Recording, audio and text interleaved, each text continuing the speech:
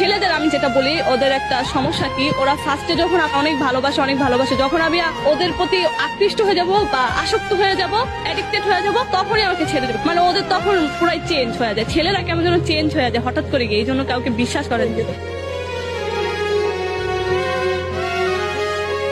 আমি আমার কত ফ্রেন্ডকে কান্না করতে দেখেছি আমাদের সামনে এসে।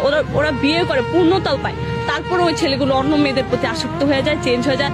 আবার অনেকে আছে একটা মেয়ের পিছনে অনেকদিন ঘুরে ঘুরে ঘুরে ঘুরে যখনই মেয়েটা রাজি হয়ে যায় তখন গিয়ে চেঞ্জ হয়ে যায়। এই জিনিসটা মেয়েরা পছন্দ করে।